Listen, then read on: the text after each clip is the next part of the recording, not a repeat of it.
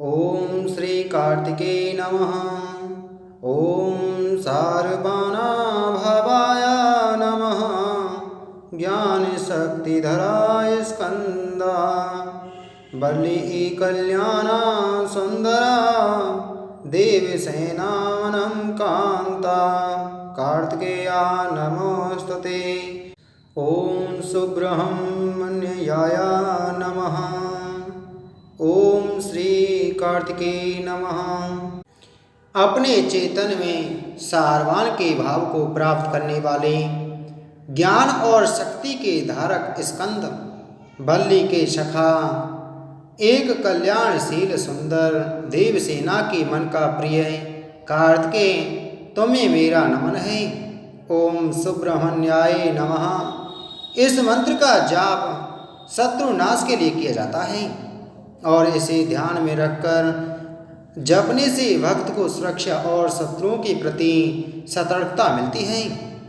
जय श्री कृष्ण। प्रिय भक्तगणों, आज से हम श्री स्कंद महापुराण की कथा शुरू कर रहे हैं। आप सभी भक्तजन इस कथा को श्रद्धा पूर्वक मन लगाकर भगवान श्री स्कंद का ध्यान करते हुए, भगवान श्री शिव शंकर का ध्यान करते हुए प्रतिदिन मन लगाकर सुने। भगवान आप सभी की मनोकामनाएं पूर्ण करेंगे और आप सभी के कष्टों को हर लेंगे। आइए शुरू करते हैं श्री स्कंद महापुराण की कथा। एक बार नैमिषारण्य में लोमस मुनि आए। लोमस जी का स्वागत करते हुए वहाँ के ऋषि मुनियों ने उनसे शिव धर्म की कथा का विस्तार से वर्णन करने का निवेदन किया। ऋषि मुनियों की प्रार्थना सुनकर लोमस जी ने कहा, एक बार दक्ष प्रजापति नैमिषारण्य में आए। सभी ऋषि मुनियों ने उनका अभिवादन किया। वहीं पर स्थित शिव तटस्थ बने थे। इस पर दक्ष नाराज हो गए। उन्होंने शिव के लिए कहा कि यह शिव रुद्र यज्ञों से बहिष्कृत किया जाएगा। यह सुनकर नंदीश्वर को क्रोध आ गया और उन्होंने दक्ष को श्राप दे दिया। नंदीश्वर ने कहा कि आपने भगवान शिव को श्राप दिया है। आप स्वयं स्वार्थ में लिप्त हैं। आपके साथ ब्राह्मण भी स्वार्थी हैं, अतः ये सब गरीब हो जाएंगे। यह सुनकर शिवजी ने नंदी से कहा कि तुमने व्यर्थ ही ब्राह्मणों को श्राप दिया है। ब्राह्मण सदा गुरु है, वेदवाद में लगे रहते हैं, इन्हें श्राप नहीं देना चाहिए। आपको क्रोध से मुक्त होकर रहना चाहिए। यह सब कुछ सुनकर नंदी भगवान शिव के साथ अपने आनंद में खोसे गए और दक्ष भी अपने धाम को चले गए। अपने धाम जाकर भी दक्ष सदा शिवजी के प्रति विरोध की बातें सोचने लगे। उन्होंने शिवजी की उपेक्षा करने का निश्चय कर लिया।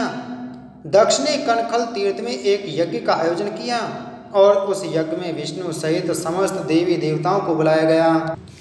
जब समस्त देवी देवता यज्ञ में एकत्रित हुए तो उन्होंने देखा कि भगवान शिव तो इस यज्ञ में निमंत्रण है ही नहीं।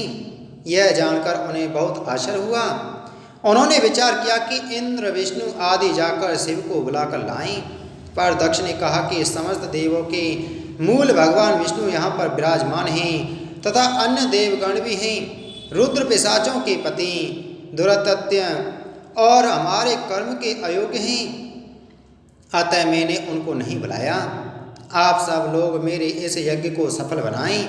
और शिवजी की माया से मोहित देवताओं को भी इस बात का ध्यान नहीं रहा कि शिवजी आमंत्रित नहीं हैं। शिव भक्त दधीचि ने दक्ष को बताया कि शिव के अभाव में यज्ञ पूर्ण रूप से सफल नहीं होगा। तो दक्ष शिवजी को अनेक अपशब्द कहकर विष्णु को सब देवों का देव बताने लगे। दधीचि शिव की बुराई नहीं सुन सके और वहाँ से अकेले ही उठकर अपने आश्रम में आ गए। दधीचि को जाते देखकर अनेक से भक्तों ने यज्ञ का बहिष्कार किया। इस पर दक्ष बोले कि यह बहिष्कार हमारे लिए सुख का कारण है और हमें उनका यज्ञ परित्याग करना बहुत अच्छा लगा। दक्ष की यह बात सुनकर भी ऋषि और देवताओं का विवेक नहीं जागा, क्योंकि वे शिवजी की माया से मोहित थी। वे सब प्रसन्नतापूर्वक यज्ञ के कार्य में लग गए। इस ओर उमा सती गंधमादन पर्वत पर क्रीड़ा कर रही थी, तो उन्होंने अनेक ऋषियों और देवताओं को आकाश मार्ग से एक ही तरफ जाते हुए देखा और इसका पता लगाने के लिए अपनी सखी विरजा को भेजा। विरजा ने आकर बताया तो सती शिवजी के पास पहुंच गईं। सती ने शिवजी से कहा कि वह अपने पिता के यज्ञ में सम्मिलित होना चाहती हैं। सती ने यह भी कहा कि शिवजी उनके साथ चलें। सती की बात पर शिवजी क्षुब्ध हुए, लेकिन उन्होंने अत्यंत संयत स्वर में कहा कि संबंधियों के यहाँ आने जाने में से निश्चित रूप से प्रेम बढ़ता है, किंतु जहाँ वैमनस्य हो वहाँ बिना बुलाए नहीं जाना चाहिए।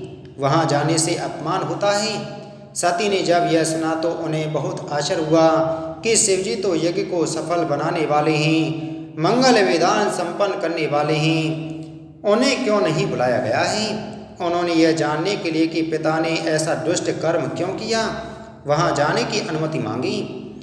वह यह भी जानना चाहती थी कि ऋषि मुनि दक्ष के प्रति उसके इस व्यवहार के लिए कैसी प्रतिक्रिया व्यक्त कर रहे हैं। शिवजी ने सती के अभिप्राय को जानकर उन्हें जाने की अनुमति दे दी और उनके साथ रुद्रगणों को भी सुरक्षा के लिए भेज दिया।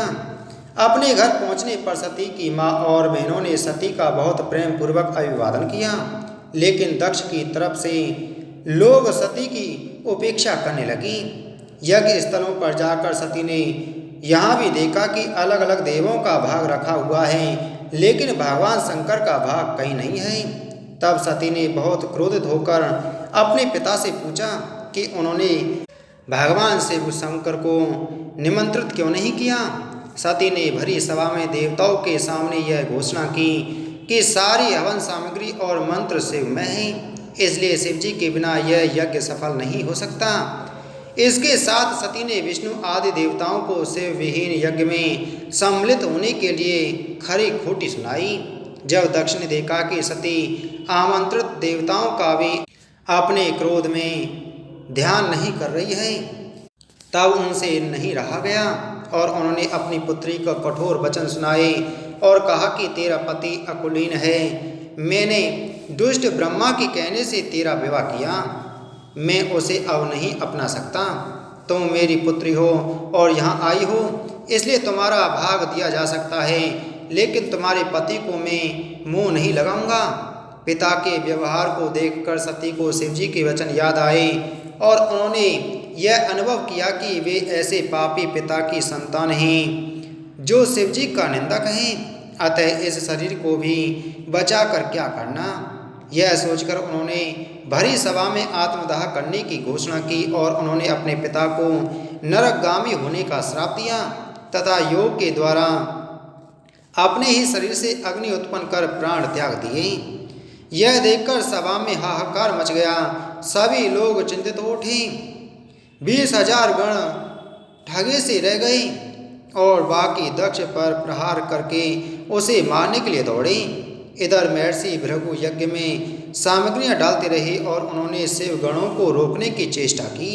इंद्र विष्णु आदि मौन होकर यह दृश्य देखते रहे। किसी ने भी इस सब को कुछ समाप्त करने की शक्ति संचित नहीं की। तभी आकाशवाणी हुई कि सबके ईश्वर शिवजी से विमुख प्राणी की कोई देवता सहायता नहीं कर सकता। पूज्यों की अवमानना पाप है और जो व्यक्ति महान परामर्श की उपेक्षा करता है वह आत्महत्या का भागी बनता है। दक्ष ने सती की अवमानना की है, शिवजी का अपमान किया है और दधिची ने परामर्श की उपेक्षा की है, इसलिए दक्ष का मुख जल जाएगा, यज्ञ नष्ट हो जाएगा। देवता लोग यज्ञ मंडप से बाहर आ गए। इस आकाशवाणी को सुनकर सारे देवता बहुत चिंतित हुए और उनके मुख से एक भी शब्द नहीं निकला। सारे देवता शिव की माया से विमोहित होकर संचयग्रस्त से खड़े रहे। उधर नारद जी से यह वृतांत सुनकर शिव जी को इतना क्रोध आया कि उन्होंने अपनी जटा के केस उखाड़कर पर्वत पर दे मारा। उसके एक भाग से प्रबल पराक्रम वाला वीरभद्र और दूसरे भाग से महाकाली उत्पन्न हुई। भगवान शिव के क्रोध से जो गर्म सांसें निकल रही थीं, उनसे अनेक तरह के ज्वर और त्रयोदश सन्निपात पैदा हो गए। भगवान शिव ने वीरभद्र को आदेश दिया कि वह उसी समय जाकर अहंकार से भरे हुए दक्ष के यज्ञ का विध्वंस कर दे और जितने भी गंधर्व यक्ष देवता आदि वहाँ हैं उन्हें भी भस्म कर दी।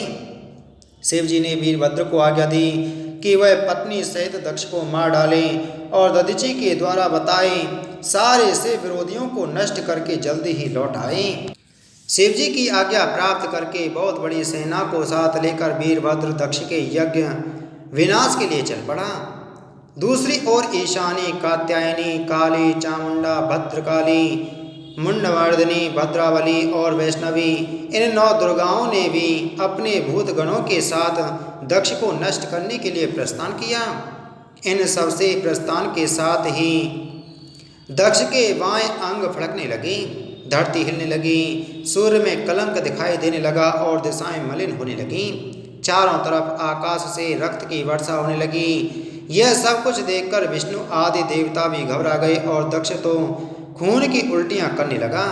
सारे देवताओं को इस भयंकर स्थिति में आत्मरक्षा के अतिरिक्त और कुछ नहीं सूझा। वे अपनी रक्षा के लिए इधर उधर स्थान ढूंढने लगे। दक्ष इतना डर गया और ऋषियों मुनियों को यज्ञ मंडप से भागता हुआ देखकर विष्णु जी के चरणों में गिरकर प्रार्थना करने लगा कि किसी तरह से उसके यज्ञ की रक्षा की जाए। विष्णु जी ने, जो अब शिव जी की माया से संभवतः मुक्त हो गए थे, कहा कि जो व्यक्ति अपने से बड़ों का अपमान करता है उसे कदम कदम पर दरिद्रता और विपत्ति का सामना करना ही पड़ता है।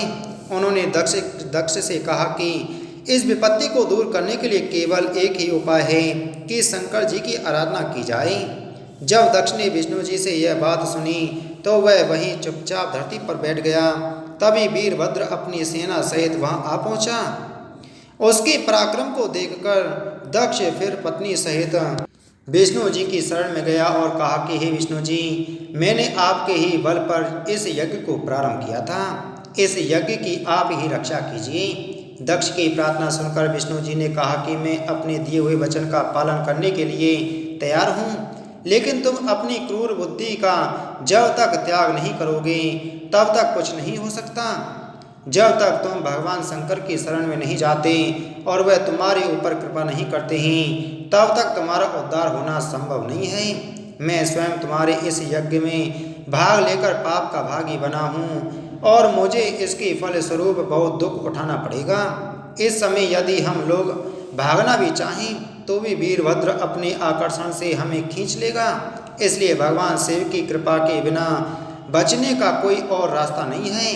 वीरभद्र भी वहां आ गया तब और कोई उपाय न देखकर दक्ष उससे युद्ध करने के लिए तैयार हो गया और वह विष्णु जी का उपहास करने लगा। वीरभद्र के त्रिशूल से देव सेना व्याकुल हो गई। अनेक अमर मृत्यु के ग्रास बन गए और अनेक भाग गए। स्वयं देवराज इंद्र अपने को असमर्थ पा रहे थे। उन्होंने देवगुरु बृहस्पति जी से पूछा कि किस तरह मेरी विजय हो सकती है। तब गुरु जी ने कहा कि शिव जी के विरोध में उनकी विजय असंभव है। यह जानकर सभी देवता विष्णु जी के पास आए और प्रार्थना की कि वह वीरभद्र से युद्ध करें और यज्ञ की रक्षा करें। विष्णु जी देवताओं की बात सुनकर वीरभद्र से युद्ध करने के लिए जैसे ही तैयार हुए, वीरभद्र ने कहा, हे शंकर विमुख विष्णु, आप भी साक्षात मेरे शंभु के समान माननीय हैं। इस समय युद्ध की कामना से मेरे समक्ष उपस्थित हो गए हैं। आप शंकर के महत्व को जानते हैं। आप उस यज्ञ में कैसे आए जिसमें शिव जी की उपेक्षा हुई है। वीरभद्र की बात सुनकर हंसते हुए श्री विष्णु बोले कि हे वीरभद्र, मैं तो शंकर का सेवक हूँ और शंकर के समान ही अपने भक्तों के बस में हूँ। तुम निर्द्वंद होकर मुझसे युद्ध करो। फिर वीरभद्र ने मृग का रूप धारण करके भागते हुए दक्ष को पकड़कर उसका सिर काट डाला और नखूनों से सरस्वती की नाक काट डाली। धर्म, कश्यप प्रजापति आदि मुनियों को लातों से पीटा और देवताओं को धरती पर पटक पटक कर पीड़ित किया। मणिभद्र ने भृगु जी की छाती पर पैर रखकर उसकी दाढ़ी नोच ली। चंडिका ने दांत उखाड़ डाला और इसके साथ ही अनेक शिवगणों ने यज्ञ स्थली में मल मूत्र की वर्षा करके उसे नष्ट भ्रष्ट कर दिया। देवताओं और शिवगणों का भयंकर युद्ध हुआ। इंद्र की प्रार्थना पर विष्णु भी युद्ध करने लगे तो कुछ समय के लिए गण पराजित भी हुए। भृगु ने भी ऐसे मंत्रों का उपयोग किया कि देवगण विजयी हुए। वीरभद्र ने विष्णु को छोड़ा और वह इंद्र के ऊपर आक्रमण करने लगा। वीरभद्र इंद्र को आहत कर ही रहा था कि विष्णु बीच में आ गए। इसके उपरांत फिर भयंकर युद्ध हुआ और अनेक गण तथा देवता आहत हुए। इसके बाद वीरभद्र ने दक्ष की छाती पर पैर रखा और उसके सिर को मरोड़ दिया। उसने उसका धड़ तो एक ओर फेंक दिया और सिर को अग्नि में डाल दिया। इसके बाद अपनी विजय की दुदुम्बी बजाता हुआ वह कैलाश पहुंचा। शिव जी उस पर बहुत प्रसन्न हुए और उसे अपने गणों का अध्यक्ष बना दिया। शिव जी उस यज्ञशाला में वीरभद्र का कर्म देखने स्वयं उपस्थित हुए। उनके क्रोध को जानकर ब्रह्मा जी विष्णु जी के पास आए। विष्णु जी ने उन सभी को इस बात का अपराधी ठहराया कि यज्ञ में शिव जी का भाग नहीं था और इस पाप का प्रायश्चित करने के लिए उन्होंने शिव जी की शरण में जाने के लिए कहा। उसके बाद विष्णु जी के नेतृत्व में सभी देवताओं को साथ लेकर ब्रह्मा शिव जी के पास गए और दंडवत होकर उनकी स्तुति की। उनकी स्तुति से शिव जी प्रसन्न हुए और तब उन्होंने विष्णु जी सहित सबसे कहा, जो व्यक्ति अपराधी हैं उसे दंड देना सत्य का मार्ग है। अब तुम लोग सही मार्ग पर आ गए और मैं तुम्हारी स्तुति से प्रसन्न हूँ। मैं तुम्हें क्षमा करता हूँ और दक्ष भी बकरी का सिर धारण करके पुनः जीवित हो जाएगा। लाओ मैं इसे जीवित करता हूँ। भृगु देवता सूर्य के नैनों से यज्ञ के भाग को देखेंगे तथा पूषा के टूटे दांत आएंगे जिससे वह यज्ञ का भाग प्राप्त कर सकेंगे। भृगु की दाढ़ी भी आ जाएगी और देवताओं के जितने भी अंग भंग हैं सब ठीक हो जाएंगे। पुनः जीवन पाने के बाद पहले तो जब दक्ष ने भगवान शिव को सामने देखा तो वह अत्यंत लज्जित हुआ। फिर उन्हें प्रणाम करके उनकी स्तुति करने लगा। उसने कहा कि हे भगवान शंकर, मैं आपको प्रणाम करता हूँ। मैं आपकी सेवा में नत हो रहा हूँ। उसकी बात सुनकर भगवान शिव ने कहा कि बिना ज्ञान के जो मुझे पाना चाहता है मैं उसे नहीं मिलता। तुम ज्ञान में परायण होकर जो भी कार्य करोगे उचित फल मिलेगा। सुख दुख को समान मानकर निरंतर सुखी रहो। इस तरह भगवान शंकर ने दक्ष को परम बोध दिया, जिससे फिर दक्ष ने शिव जी की पूजा की। इसी के साथ में आज की हमारी श्री स्कंद पुराण की कथा संपूर्ण हुई। बोलो स्कंद पुराण की जय। बोलो शिव शंकर भगवान की जय।